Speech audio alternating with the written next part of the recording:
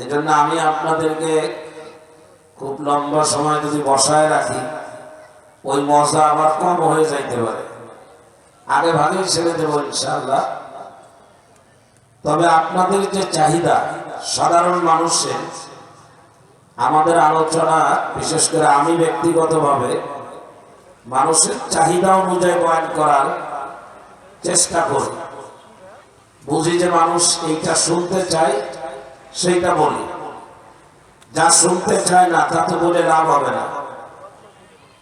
ভাইজান আপনি একটু বেশ দিয়ে খালি মুড়াইলে হবে না, বেশ দিয়ে আওয়াজ বাড়াইলে মাইক ঠিক হয়েছে না। যদি অপারেটর না থাকে অপারেটর ডেকে নিয়ে আসেন, আমার তো কষ্ট হবে।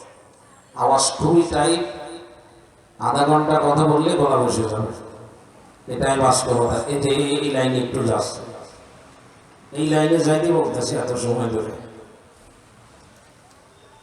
আল্লাহ আল্লাহ আল্লাহ করে দাও। অভিজ্ঞ লোক সব জায়গায় দরকার, যন্ত্রপাতিও ভালো আলহামদুলিল্লাহ। তো আপনাদের চাহিদা অনুযায়ী কোরআন শরীফের আয়াত পড়েছি।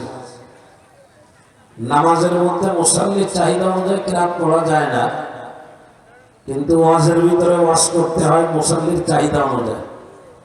তো সাধারণ মানুষের চাহিদা হলো বর্তমানে সবাই ভয়ের ভিতরে আছে, কি হয় কি হয়, এরকম একটা ভয় আপনাদের ভিতরে আছে কিনা বলেন, একটু আওয়াজ দেন। ধরেন দ্রব্য মূল্য মানুষের নাগালের বাইরে, নিরাপত্তা বাংলাদেশে শহীদ হয়ে গেছে, নিরাপত্তা নাই, নিরাপত্তা বিদায় হয়ে গেছে। মানুষের জীবনে নিরাপত্তা হীনতা, এটা এখন আমাদের উপরে চেপে বসেছে। কারোর জীবনের নিরাপত্তা নাই।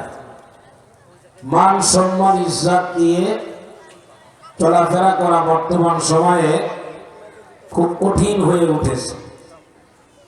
সব জায়গার ভিতরে নাই নাই ভাব, এরকম একটা অবস্থা এখন সবার ভিতরে বিরাজ করতেছে। এই পরিস্থিতিতে আমাদের এই হাবুতাস এগুলো কমানো দরকার, নিরাপত্তার ঝুঁকি কমানো দরকার, দ্রব্য মূল্য নিয়ে প্রেশানি কমানো দরকার। তো সেই কমানোর জন্যই আজকে মূলত আমার এই আয়াতগুলো তেলাওয়াত করা এবং কিছু কথা যদি আল্লাহ তৌফিক দেয় বলার নিয়াত করা। প্রেশানি যদি কমাইতে চান, প্রথমে আপনাকে মাথায় রাখতে হবে দুনিয়ায় আজকের যে অবস্থা, আগামী দিনটা আজকের থেকে ভালো হবে না। আগামী দিন যেভাবে যাবে, আগামী পরশু আগামী দিনের থেকে ভালো যাবে এটা বলা যাবে না। বুখারী শরীফের হাদিস, নবীজি বলেছেন মানুষের উপরে যে সময় আসতেছে, ইল্লা ওয়াল্লাযী বাদাহু শাররুম মিনহু, যে সময় মানুষ ভোগ করে পরবর্তী সময় ভোগকৃত সময় থেকে আরো বেশি খারাপ হবে। হাত্তা তালকাউ রাব্বাকুম, এভাবেই খারাপের সঙ্গে ঈমানি হালাতে লড়াই করতে করতে আপনাকে কিয়ামতের ময়দানে আল্লাহর সাথে সাক্ষাৎ করতে হবে। ভালো যাবে না। ক্লাস 1-এর ছেলেকে যশোর শহরের সব থেকে অভিজ্ঞ শিক্ষকের কাছে যদি প্রাইভেট পড়ান, ক্লাস 1-এর ছেলেকে 5টা প্রাইভেট পড়াইছে, পড়ানোর পরে ক্লাস 1 থেকে যখন ক্লাস 2-তে ওঠে, তখন ক্লাস 1-এ যে বই ছিল তার থেকে বই বাড়ে না কমে? পড়া ক্লাস 1-এ যা ছিল ক্লাস 2-তে ক্লাস 1-এর থেকে সহজ হয় না কঠিন হয়? ক্লাস 2-তে ভালো করে পড়লো, ক্লাস 3-তে আর পড়া লাগে না, বইও নেওয়া লাগে না, ঠিক না বেঠিক? ক্লাস 2 থেকে 3-তে বেশি না কম? পড়ার চাপ বেশি না কম? পরীক্ষা কঠিন না সহজ?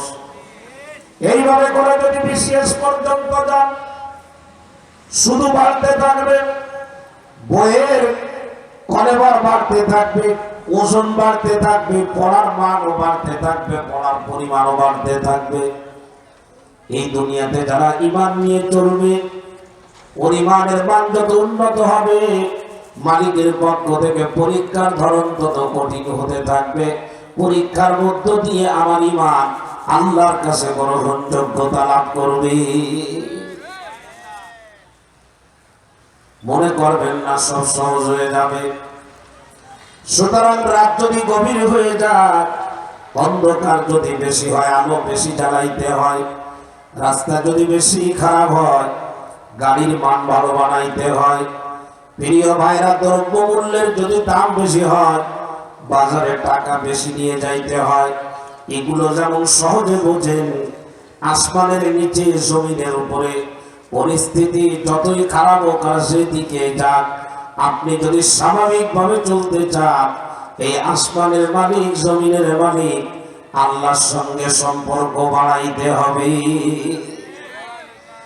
আল্লাহর সাথে যদি সম্পর্ক বাড়াইতে পারেন, জমিন দিয়ে যেমন হাঁটতে পারেন, পানি দিয়েও হাঁটার দরকার হলে হাঁটাইতে আমার আল্লাহ পারেন না? পারেন না? জোরে বলেন। আল্লাহর সাথে যদি সম্পর্ক ভালো বানাইতে পারেন, আরামের ঘুম ঘরের ভিতরে যেমন হয়, আগুনের ভিতরেও হবে। ঠিক না বে ঠিক? জোরে বলেন। আল্লাহর সঙ্গে যদি সম্পর্ক বাড়াইতে পারেন,